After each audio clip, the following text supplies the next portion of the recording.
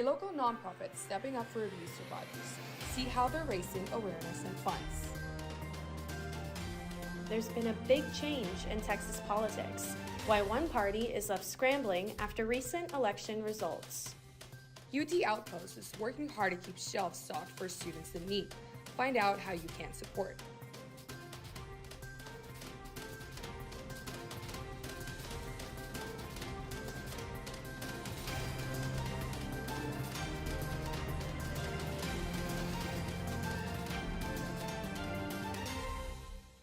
Good evening, I'm Desiree Marcus. And I'm Kashmir Khwaja. Republicans have taken back control of the U.S. House, reaching 218 seats needed for a majority. With this win, the GOP now holds both Congress and the White House, setting them up to push forward their agenda more easily. The Democrats, however, are concerned with the newly elected officials. We're going to continue to see a number of people that have disturbing histories being appointed to many of these positions.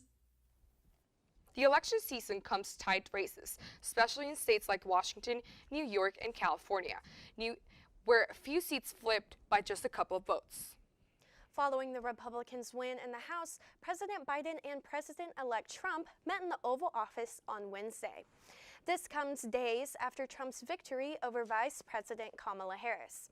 While the Trump transition team has yet to comment, both Biden and Harris have pledged a peaceful transition of power, a contrast to the delayed transition in the 2020 following Trump's loss.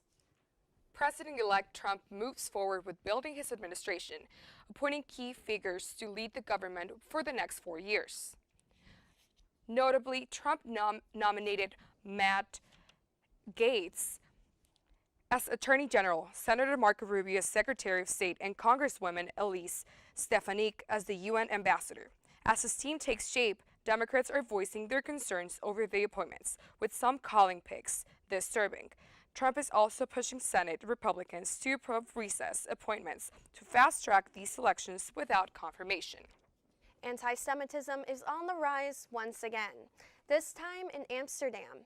After a soccer match between Dutch team Ajax and Israeli team Maccabi Tel Aviv ended, Israel fans were assaulted by a mob. Dozens of fans were left injured and many people were arrested.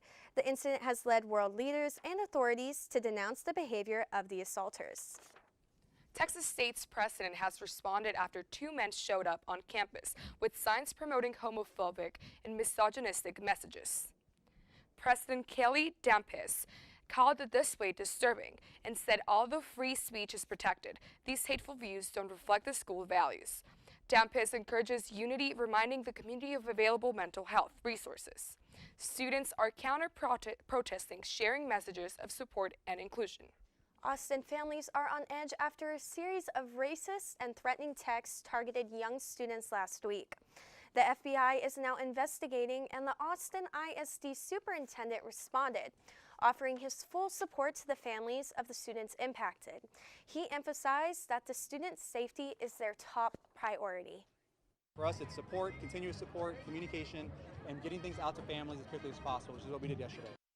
The hateful messages contain references to slavery and deportation and were received by children across the city, one of the students as young as 13 years old. AI seems to be threatening city council meetings.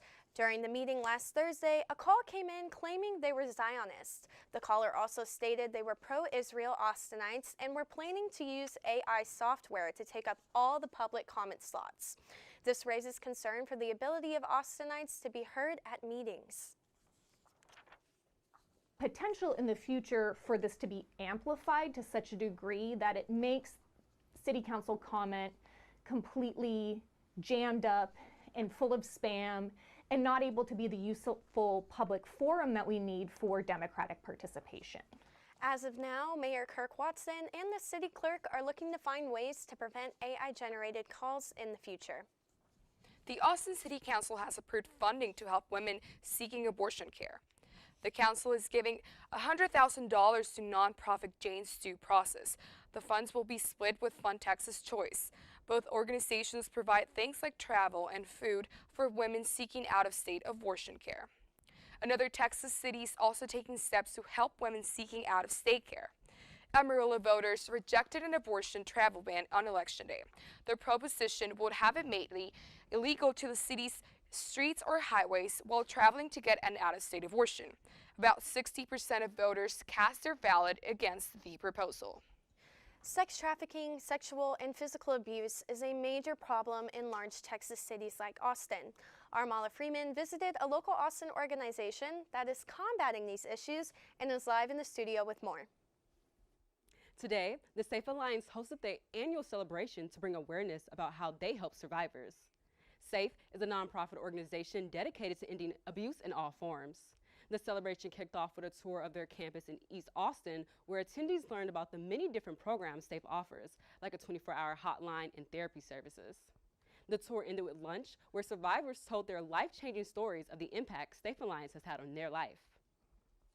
We have so many people here that are staff that are survivors as well, so being able to show that being a survivor doesn't just stop once you leave your relationship or once you have healing and whatnot. It's a continuous thing. This is people plugged into the mission because they want to make a difference and because they have seen how this work can make a difference for them. In the past years, SAFE has provided 750 survivors with housing. If you would like to get involved with the work they're doing, you can find information with this story at reportingtexas.com. Live in the studio, Mala Freeman, Reporting Texas TV. Texas lawmakers set a record for bill filings. Find out what's behind this explosive start to the legislative session. Texas Democrats face a major shift as their party chair steps down after election setbacks. We'll tell you the next step.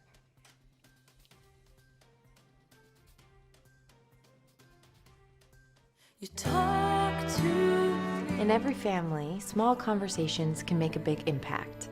I grew up on tour with my parents. Kind of different, but we bonded over music just like other families do over sports, camping, or other interests. And we talked. Little everyday conversations from silly to serious that built a foundation over time. Honest conversations, like when my dad shared his experiences as an alcoholic. Your honesty about that part of your life gave me a sense of integrity that I wanted to uphold in my own life. And I was so grateful that you and Mom had become these sober, stable people who were always there for me. I wanted you to know from someone who's been in recovery more than 30 years now that hard work is what creates success, not alcohol or other drugs, whether it's music or anything else. I said it a lot, and I'm glad you took it to heart. Talk, they hear you. For more information about talking with your kids about underage use of alcohol and other drugs, visit underagedrinking.samhsa.gov. Every day, thousands of kids start vaping. And I can't let this happen to my kid. Of course, it's awkward to talk to your kids about the dangers of vaping. Hey, bestie, how sketch is me? It's hard to get their attention. Ready? Go. Yes, look at that. You even turn yours over. So if you want to talk to your kids about the dangers of vaping, you have to get it trending. Right, Backpack Kid? Let's do it. First, invite your kid to do the vape talk. Let's try this. All right. Why is he here? Yeah, I gotta get it trending, honey. Come on. To the left. To the right. Let's go.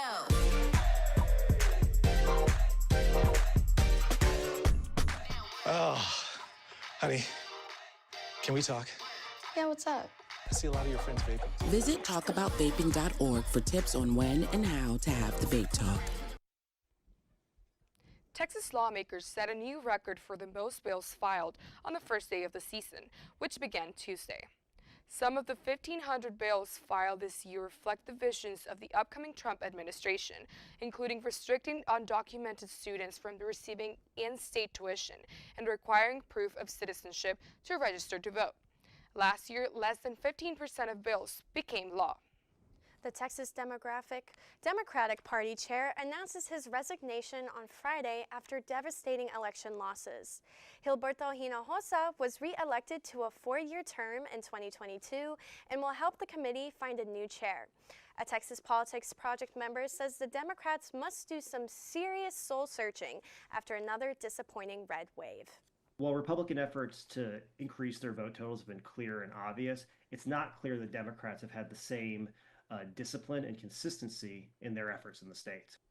Senate candidate Colin Allred got more votes than Vice President Kamala Harris in Texas ballots, but still fell to Ted Cruz. Experts believe this relates to Allred's efforts to distance himself from some of Biden's policies. Austin is granting $10 million to help Austinites displaced by the city's proposed public transit system.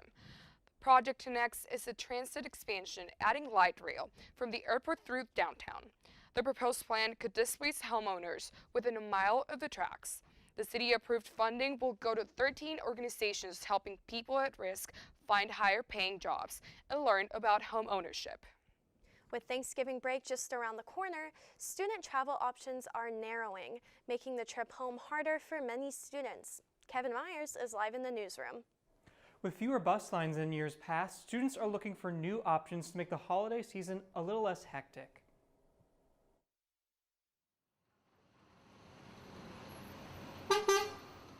Buses are an affordable and popular option for car-free Longhorns to get home. But this Thanksgiving, taking the bus is harder than ever. The options that are available aren't the best, like the timing options, or like I'll just decide to, like, I need to book a trip and it'll be like 10 times more expensive than it was like a week ago. UT student Coriel Sam says he mainly uses Flixbus to get home to Houston. He used to prefer Megabus, but they pulled out of Texas in August. Students have complained that another popular bus line, Red Coach, often arrives late and has poor customer service. Neither Megabus nor Red Coach responded to multiple requests for comment. I actually flew twice from Austin to Houston just because I don't feel like going through all that. The challenges have left some students looking for more travel options like Amtrak or long-distance ride-hailing apps like Hitch. It's very functional, they provide multiple pickup and drop-off locations in the respective cities. Adi Barad says Hitch is the most convenient app he's tried, and he enjoys meeting fellow riders. If you can, find an app to partner you with other people who are making those drives already, because many, many students are. For Coriel, the challenges are enough to make him wish he could just bring his car to UT. I think there's always room for improvement for all these companies, so.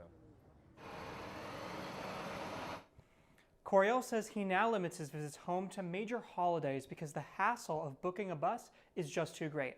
Live in the newsroom, I'm Kevin Myers.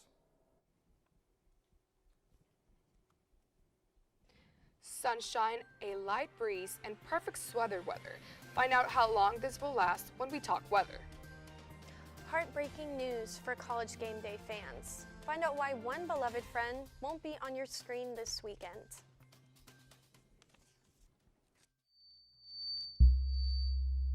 Women are bad with money.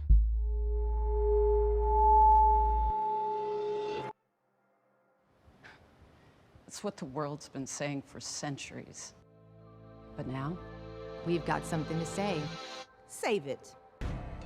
Save the old-fashioned advice, the empty excuses. It's all worthless, unlike us. To our fellow females, it is time to save ourselves by saving our money. Contributing to our futures, investing in our independence. Until we're no longer 80% more likely than men to live in poverty in retirement. So again, we say to that, Save it. The falsehoods, the feelings of fault. Then the funds. learn how to save for your retirement at wesaysaveit.org. There is a road laid out for me.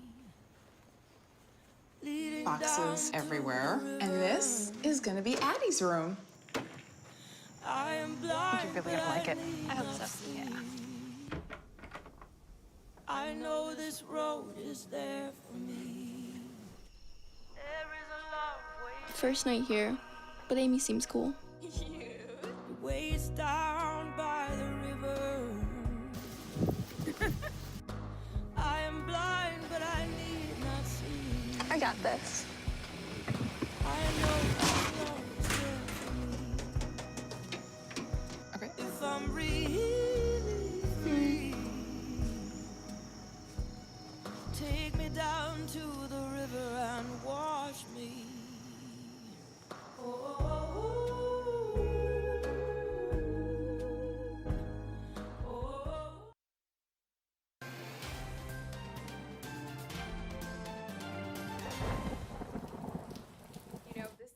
weather has been all over the place lately. One day it feels like fall, and the next it's more like spring.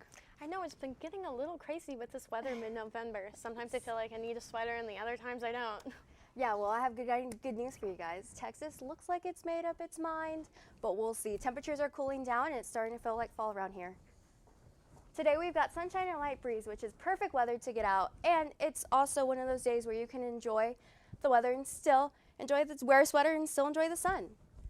No rain is expected, and there is a light breeze along with sunshine. So it's been a great day overall, with a high of 76 degrees and a low of 48 tonight, which is one of the coldest lows we have had this November, making it the perfect weather to have some hot chocolate with your nightcap. This trend continues tomorrow with another beautiful day expected. Plenty of sunshine and a great gentle breeze. The high will be a comfortable 77 degrees with a low of 50. There's also no chance of rain, so your Friday plans will not be interrupted by the weather. Saturday will have a high of 82 degrees and a low of 61. Make any outdoor plans for Saturday because as you can see, Sunday and Monday, thunderstorms roll in, and both days have over a 50% chance of rain. So bring sure to bring the umbrella. No rain is expected for the rest of the week and stay in the 70s. The temperature will stay in the 70s and 60s as we go further in the week. It took a while, but I'm glad the fall weather is finally here to stay. Yes, I really agree. happy. I'm so excited to be wearing a sweater finally.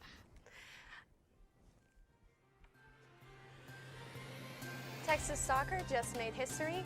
Find out why this week is a game changer for the team. College game day will look different this weekend as fans remember Kurt Harfstride's dog, Ben. We'll share more after the break. If you're talking, they will hear you. We all want our kids to grow up safe and healthy, so we show them how. And we tell them with honest conversations that let them know what we expect. Not just one time, but every chance we get. That's especially important when it comes to alcohol and other drugs. Kids not only need to know the dangers and how to avoid them, they need to hear it often from you. And when it comes to pain medications, opioids, they need to know that they should never be taken without a prescription and never shared with friends or family. It's dangerous and illegal. So talk with your kids and guide them through the challenges of growing up safe and healthy. Because when you talk, they hear you. For more information about talking with your kids about underage use of alcohol and other drugs, visit underagedrinking.samhsa.gov. So talk, they hear you. You can do it if you try. If you're talking, they will hear you. We all want our kids to grow up safe and healthy, so we show them how. And we tell them with honest conversations that let them know what we expect. Not just one time, but every chance we get. That's especially important when it comes to alcohol and other drugs. Kids not only need to know the dangers and how to avoid them, they need to hear it often from you. And when it comes to pain medications, opioids, they need to know that they should never be taken without a prescription and never shared with friends or family. It's dangerous and illegal. So talk with your kids and guide them through the challenges of growing up safe and healthy. Because when you talk, they hear you. For more information about talking with your kids about underage use of alcohol and other drugs, visit underagedrinking.samhsa.gov. So talk, they hear you. You can do it if you try.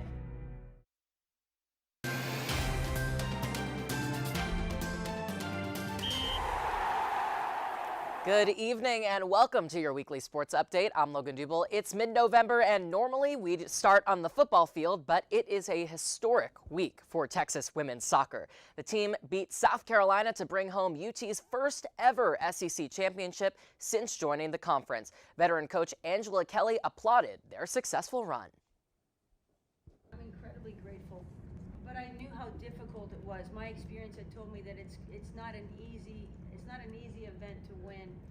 Texas will now host their first round of play in the NCAA championship against Boston University on Friday at 6 p.m. It's their 8th appearance in the tournament since 2012. Well, the men's basketball team is back to having a winning record after a rocky start to the season.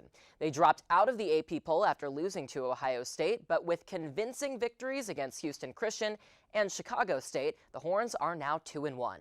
They'll host Mississippi Valley State this Saturday at the Moody Center. And back in football, Texas is back to number 3 in the nation this week after cruising to victory last weekend against the Florida Gators. Quinn Ewers had more than 300 yards and the Horns put up 49 points. That's their biggest score since late September. Coach Steve Sarkisian said it's time to turn up the heat.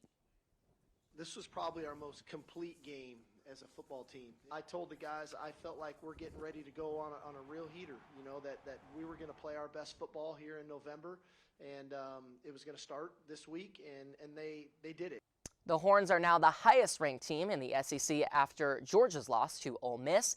The conference remains competitive, though. Texas is going to head to Arkansas this weekend before a big showdown in College Station on Thanksgiving weekend that is likely to have big playoff implications.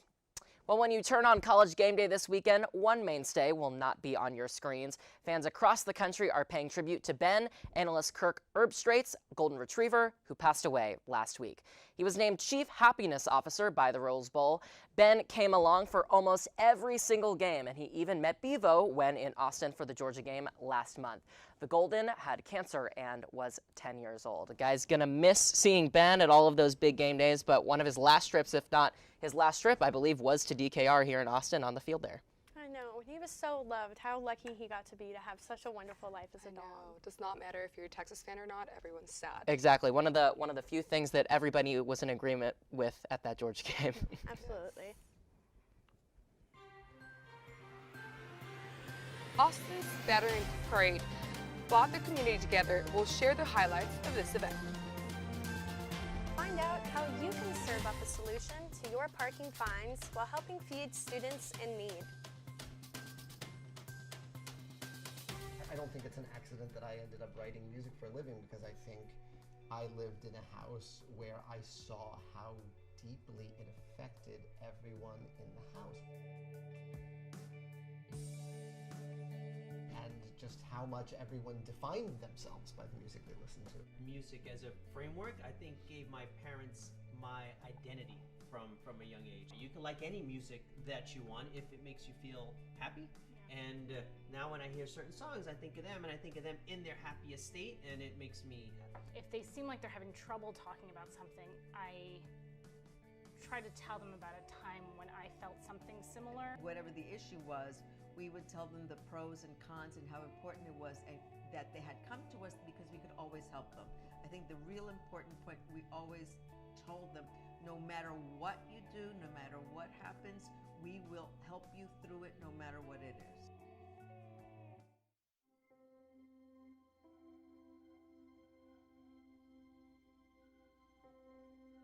My biggest fear in the middle of my addiction was that I would never be able to get over it and that my kids wouldn't have a father.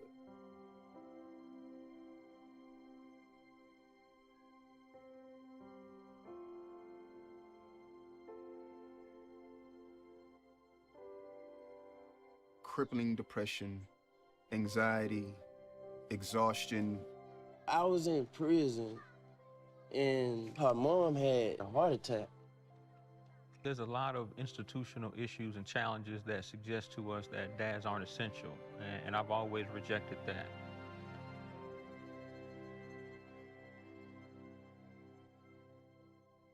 Sometimes you don't have to know everything about being a dad. You just gotta be there.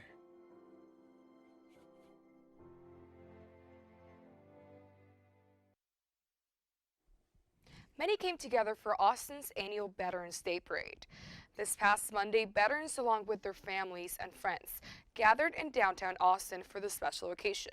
The event started on Congress Avenue and made its way to the state capitol, where a ceremony honored the courage and sacrifice of those who served our country. While many of us honored our vets this Monday, one organization assists their return to civilian life. Goodwill Central Texas Veterans Supports Program hopes to reduce the stress associated with the return to regular society after serving in the armed force. The program has coaching classes from skill development to resume building and financial planning, all a part for the plan to give vets an extra hand. The month of November is all about giving. With tons of events all around Austin, there is one helping students right here on the 40 acres. Our Itza Martinez has the latest on an on-campus initiative that is serving their very own. If you're somebody who parks on campus and has those pesky parking fines piling up, there's a program right here at the university that's helping students waive them. Canned goods, produce, and an array of dry foods are filling up the shelves of UT Outpost, a place students can go to get food. Once we hit essentially the midpoint to further end of the semester, that's maybe when students' scholarship money is running low, or maybe they're having to think of other expenses because they have to fly home for the holidays. And so it can be a tricky time for students to make ends meet. Valeria Martin is the director of the UT Outpost and oversees the on-campus food pantry. Just last year, they distributed 43 tons of food to students. This year, they're hoping students will help keep the shelves stocked during their biannual Food for Fines program. They allow folks to be able to turn in or donate certain food items that we designate that will then allow the folks donating to have a parking citation waived. And so we have the ability and the means to partner with a different organization on campus like the UT Outpost and help them fill their pantry while meeting the needs of the campus community, then it's a great avenue for us. And as you can see right behind me, we are standing outside one of those staff parking garages where you can trade in those parking citations for dry food and waive those parking fees. Last academic year, they collected more than 1,200 donations and waived $15,000 worth of citations. So I think it's a good way to further the mission of UT Outpost, and I think help people like who maybe can't afford fines and who maybe themselves need to utilize UT Outpost. Obviously, we don't want people to have that many citations, but if they want to just make a donation anyways, they can still do that. They don't have to have a citation to participate. Itza Martinez, reporting Texas TV. The timing for the Food for Fines program is intentional. It allows those who may have bars on their account a chance to remove them prior to registration. And unpaid parking fines can prevent students from signing up for their classes next semester. Live in studio, Itza Martinez, reporting Texas TV. Central Texas is on the culinary map, with several Austin restaurants featured in the Michelin Guide's first Texas edition. 7 local spots, including Barely Swine and Interstellar Barbecue, earned a coveted Michelin star. Day Dew and Emerald Rye received green stars for sustainability. Michelin praised Texas for its unique flavors and diverse dining scene, welcoming the Lone Star State to the guide for the first time. Thanks for joining us. Good night.